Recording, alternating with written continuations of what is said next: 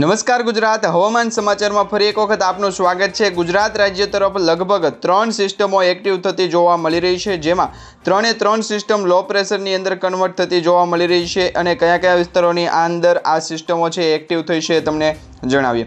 પહેલી સિસ્ટમ છે મિત્રો રાજસ્થાન બોર્ડર લાગુ વિસ્તારોની અંદર છે એ લો પ્રેશરની અંદર કન્વર્ટ થતી જોવા મળી રહી છે।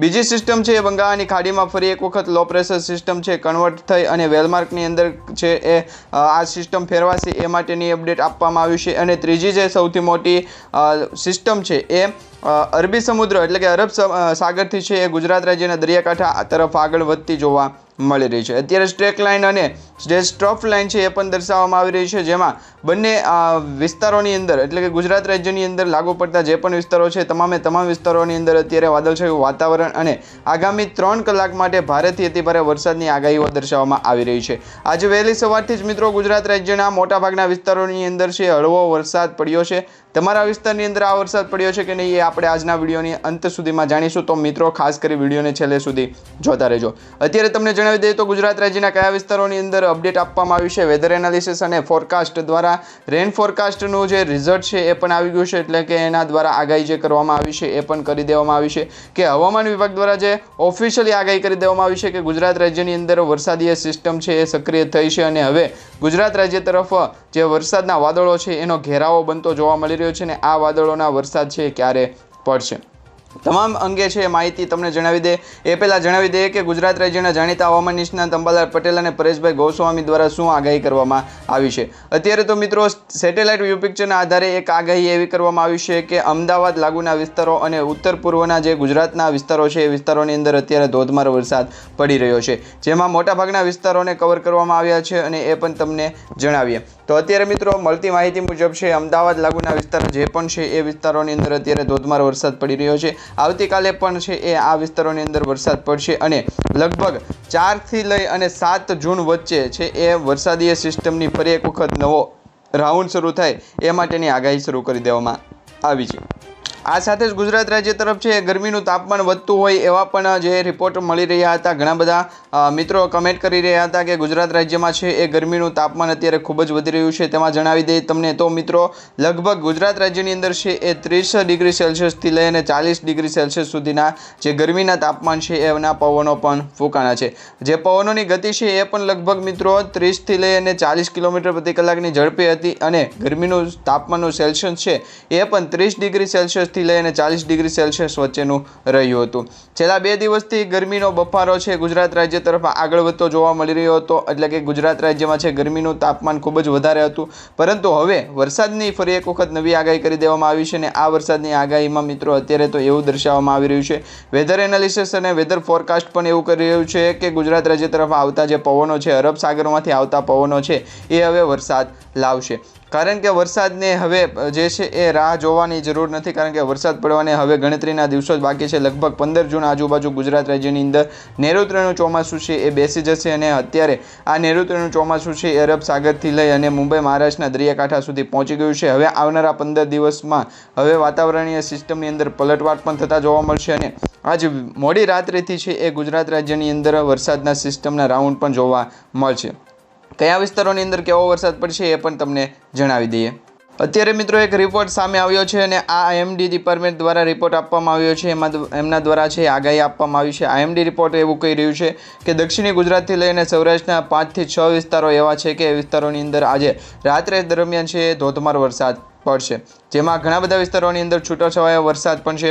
તો સૌપ્રથમ જોઈએ તો છૂટાછવાયેલો વરસાદ કયા વિસ્તારોમાં પડશે, તો અત્યારે મિત્રો અમુક વિસ્તારોની અંદર છે વરસાદ નહીવત છે, એટલે કે વરસાદ ત્યાં નહીં પડે અને જે વિસ્તારોની અંદર વરસાદ પડશે એની તમને ખાસ કરી જાણકારી આપીએ તો ભાવનગર, અમરેલી, ગીર સોમનાથ અને વેરાવળના જે દરિયાકાંઠા છે એ વિસ્તારોની અંદર વરસાદ આજ રાત્રિથી પડશે।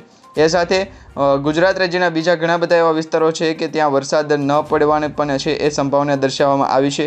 એ સાથે દક્ષિણી ગુજરાતના વિસ્તારોની અંદર અત્યારે છે એ ગ્રીન એલર્ટ દર્શાવવામાં આવ્યું છે। આ તમામ વિસ્તારોની અંદર વરસાદ છે એ હાલ પૂરતી પડવાનો શરૂ થઈ જશે, જેમાં દમણ, દાદર નગર હવેલી, વલસાડ, તાપી, ડાંગ, સુરત તેમજ નર્મદા, ભરૂચ, છોટાઉદેપુર, વડોદરા, આણંદ, પંચમહાલ, ખેડા, દાહોદ જે પંચમહાલના વિસ્તારો છે, મહીસાગર છે, અરવલ્લી છે અને બનાસકાંઠા, ઉત્તર પૂર્વ ગુજરાતના અને મધ્ય ગુજરાતના વિસ્તારોની અંદર વાત કરીએ તો અમદાવાદ લાગુ વિસ્તારની અંદર પણ વરસાદ શરૂ થઈ જશે। અત્યારે ગુજરાત રાજ્યની ચારેય બાજુ છે એ વાદળોનો ઘેરાવો બનતો જોવા મળી રહ્યો છે।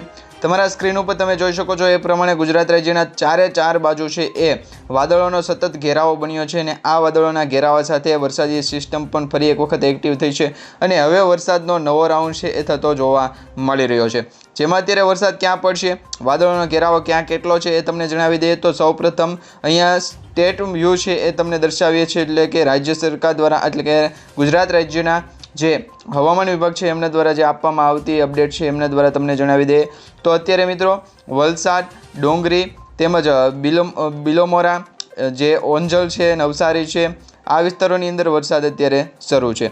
બારડોલી, વ્યારા, સુરતના વિસ્તારોમાં પણ વરસાદ શરૂ છે। એ સાથે કોસંબા, વેંકળ, ભરૂચ, દહેજ અને સિનોર આ વિસ્તારોની અંદર પણ વરસાદ અત્યારે શરૂ છે। જાંબુસર, કરજણ, ડભોઈ અને વડોદરા આ વિસ્તારોની અંદર પણ વાદળછાયું વાતાવરણ છે, પરંતુ તે વિસ્તારોની અંદર અત્યારે વરસાદની કોઈ પણ પ્રકારની શક્યતા દર્શાવવામાં આવી નથી। એ સાથે મધ્યપ્રદેશના અને મહારાષ્ટ્ર લાગુ બોર્ડર વિસ્તારોમાં જોઈએ તો મિત્રો ઘણા બધા વિસ્તારો એવા છે કે ત્યાં પણ વરસાદી સિસ્ટમ ફરી એક વખત સક્રિય થઈ અને ત્યાં વરસાદ પડી રહ્યો છે। આ સાથે મિત્રો અમદાવાદ શહેરમાં પણ વરસાદી સિસ્ટમના નવા રાઉન્ડ છે શરૂ થતા જોવા મળી રહ્યા છે કે અમદાવાદ શહેરમાં પણ વરસાદ છે એ જોવા મળશે, જેમાં અમદાવાદ, વિરમગામ, કપચગંજ, ગાંધીનગર તેમજ મેમવાડા અને ઢોલકા, નાલસવાર છે એ વિસ્તારોની અંદર વરસાદી સિસ્ટમ પર એક વખત સક્રિય થઈ છે અને આ સાથે ગુજરાત રાજ્યના દક્ષિણી વિસ્તારની સાથે સાથે દરિયાકાંઠાના જેટલા પણ વિસ્તારો છે કે સૌરાષ્ટ્ર સાથે કનેક્ટ છે, એટલે કે સૌરાષ્ટ્રના દરિયાકાંઠા સાથે કનેક્ટ છે એવા વિસ્તારોની વાત કરવામાં આવે તો ભાવનગર, ખડસલિયા, પાલીતાણા, સોનગઢ અને ભાવનગર જિલ્લાના તો ઘણા બધા વિસ્તારોની અંદર તો વરસાદ શરૂ છે। એ સાથે અમરેલી અને કુંડલા તેમજ ધારી, વિસાવદર, બગસરા, જૂનાગઢ, કેશોદ, અમરેલીના વિસ્તારોમાં તો અત્યારે વરસાદી જે વાદળછાયું વાતાવરણ છે એ જોવા મળી રહ્યું છે। આ સાથે દક્ષિણી ગુજરાતના દરિયાકાંઠાની વાત કરીએ અને સૌરાષ્ટ્રના દરિયાકાંઠાની વાત કરીએ તો બંને દરિયાકાંઠાના જે વિસ્તારો છે એ તમામ વિસ્તારોમાં અત્યારે વાદળછાયું વાતાવરણ જોવા મળી રહ્યું છે।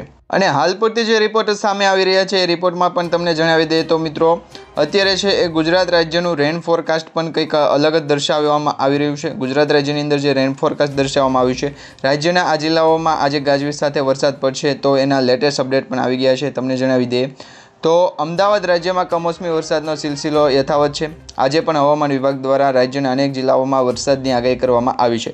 હવામાન વિભાગના જણાવ્યા અનુસાર રાજ્યમાં આગામી 8 જૂન સુધી છૂટાછવાયા વરસાદની આગાહી કરવામાં આવી છે। રાજ્યમાં ક્યાંક હળવો તો ક્યાંક મધ્યમ વરસાદ વરસશે। ઉત્તર ગુજરાત, સૌરાષ્ટ્ર અને દક્ષિણ ગુજરાતના વરસાદની આગાહી કરવામાં આવી છે। એ સાથે જ મિત્રો દક્ષિણ ગુજરાત સાથે સાથે સૌરાષ્ટ્રના ઘણા બધા વિસ્તારોની વાત કરવામાં આવે અને એ સાથે કયા જિલ્લાઓમાં કેવો વરસાદ ખાબકશે એ પણ તમને જણાવી દઈએ તો આજે ગાજવીજ અને ભારે વરસાદ પવનની છે એ ગતિ જોવા મળશે, આગાહી હવામાન વિભાગ દ્વારા કરવામાં આવી છે। અમદાવાદ, ગાંધીનગરમાં પણ હળવો મધ્યમ વરસાદ વરસી શકે છે।